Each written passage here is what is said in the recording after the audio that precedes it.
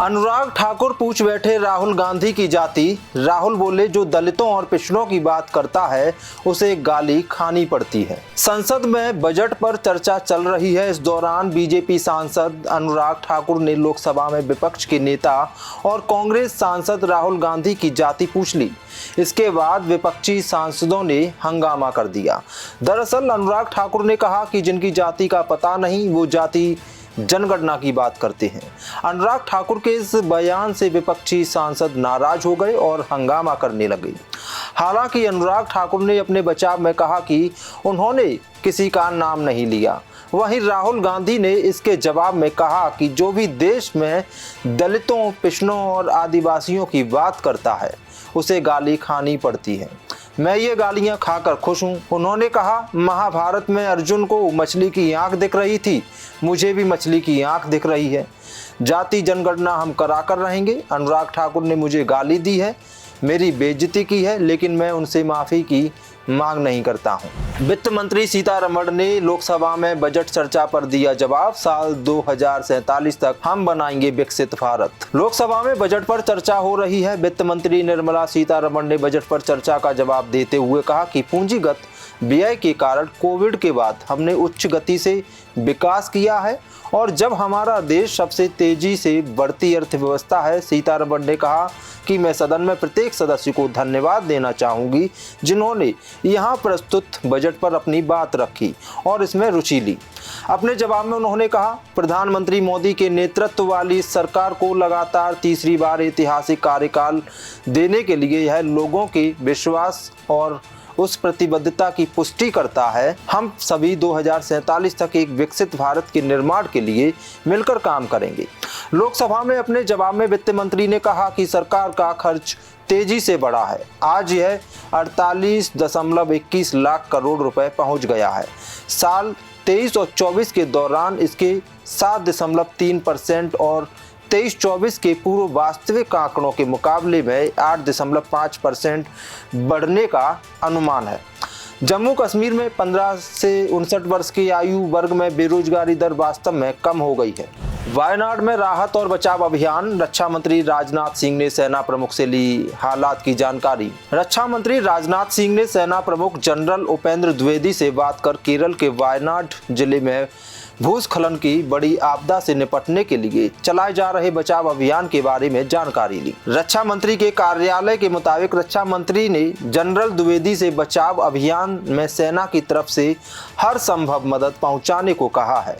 सेना की ओर से बताया गया, राज्य सरकार की ओर से मदद का अनुरोध मिलने पर सेना ने तत्काल 4 टुकड़ियों को वहां रवाना कर दिया। सेना ने करीब 250 सैनिकों को बचाव अभियान में मदद के लिए भेजा है। इस बीच अधिकारियों ने बताया कि मैपाड़ी पंचायत के वेल्लारीमाला गांव के मुंडकाई और चूरलमाला में भूस्खलन में कई घर पूरी तरह या आंशिक रूप से क्षतिग्रस्त हो गए।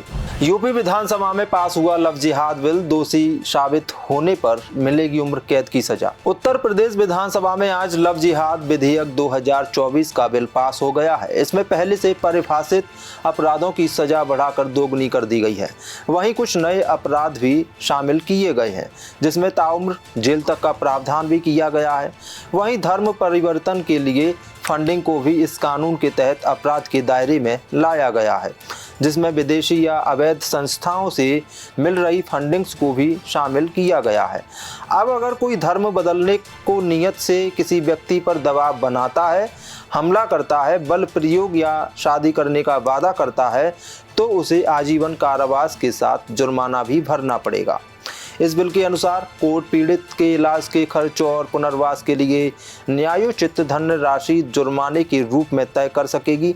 सरकार का कहना है कि अपराध की संवेदनशीलता, महिलाओं की गरिमा व सामाजिक स्थिति, महिला SC ST आदि का अवैध धर्मांतरण रोकने के लिए यह महसूस किया गया कि सजा व जुर्माना और कड़ा करने की जरूरत है, इसलिए यह संशोधन विधेयक पेश किया गया है। इस बिल में कुछ नए अपराध भी शामिल किए गए हैं, जिसमें अगर कोई दिव्यांग, मानसिक दुर्बल को बहला फुसला के धर्मांतरण कराने पर 5 से 14 साल जेल 1 लाख जुर्माने की सजा मिल सकेगी।